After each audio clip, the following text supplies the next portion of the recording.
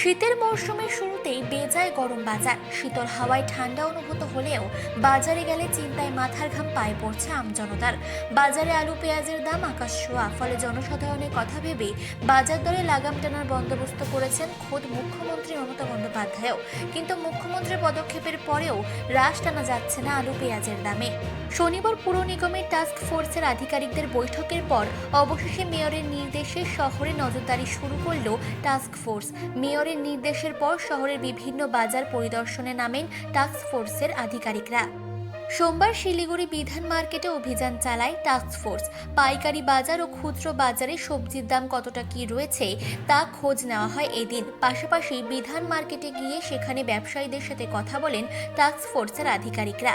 এরপর তারা বলেন, পাইকারি ও খুচরো বাজারের সঙ্গে দামের তেমন হেরফের নেই। বাজারে শীতের সবজি আসার পর সবজির দাম অনেকটাই কমেছে, তবু আলু পেঁয়াজের দামে যাতে সামঞ্জস্য থাকে সেই কারণে নিয়মিত বাজার পরিদর্শন করা হবে বলে জানান টাস্ক ফোর্সের আধিকারিকরা। আলু পেঁয়াজের দামটা আমরা আজকে ভিজিট করলাম।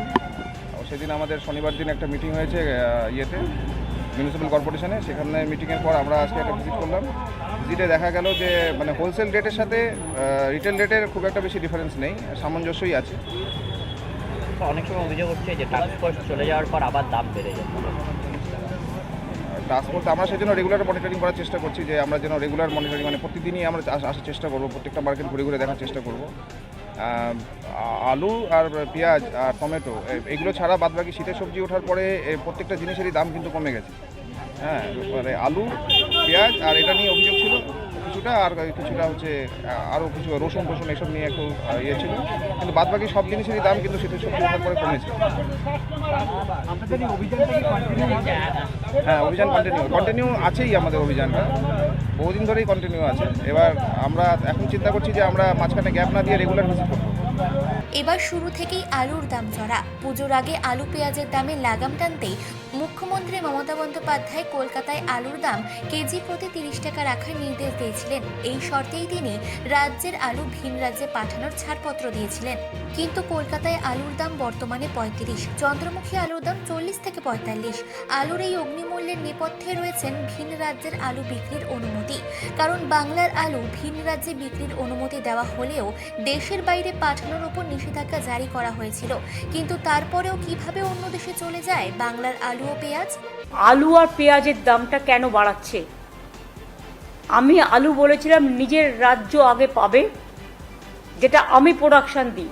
আলু সিড আমরা নিয়ে আসছি, সিড তো আমাদের নেই, সেন্ট্রাল গভর্নমেন্ট থেকে আনতে হয়, ওরা অনেক দাম নেয়। আলু সিডে প্রবলেম হচ্ছে, বাট এই প্রবলেমটা আগামী দিন আমাদের নিজস্ব করে কিছু করতে হবে যাতে সমাধান হয়। কিন্তু আমরা বলেছিলাম আমাদের যা প্রয়োজন রাজ্যের, সেটাকে রেখে নতুন আলু যতক্ষণ পর্যন্ত না উঠছে ততক্ষণ পর্যন্ত বাইরে আলুটা যাবে না। এখন তো দেখছি এরা এক্সপোর্ট পর্যন্ত করতে শুরু করে দিয়েছে। Please take stock. আমি আজ থেকে মার্কেটিং, আমাদের ওঙ্কার মিনার হাতে দুটো ডিপার্টমেন্ট ছিল, একটা এগ্রিকালচার ডিপার্টমেন্ট আর একটা মার্কেটিং ডিপার্টমেন্ট এগ্রিকালচার। দুটো খুব বড় ডিপার্টমেন্ট, একজনের দ্বারা সম্ভব নয়। বেচারা মান্নাকে আমি দায়িত্ব দিলাম, অ্যাগ্রো মার্কেটিং ডিপার্টমেন্টের চেয়ারম্যান করলাম আজ থেকে।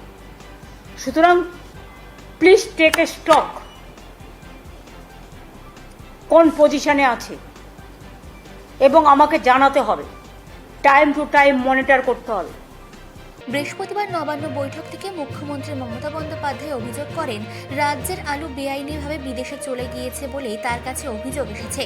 তার নির্দেশে গত শুক্রবার তা বন্ধ করে দেওয়া হয়েছে। পশ্চিমবঙ্গের আলু ব্যবসায়ীরা জানান, তারা বাংলাদেশে আলু পাঠায়নি, যদিও ব্যবসায়ীরা স্বীকার করে নিয়েছেন যে চোরা পথে আলু বাংলাদেশে পাঠানোর জন্যই নাকি পশ্চিমবঙ্গে বাড়ছে আলুর দাম।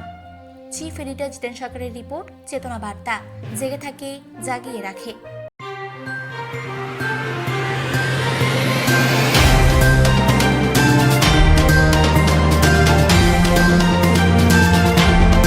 চেতনা বার্তা, জেগে থাকে, জাগিয়ে রাখে।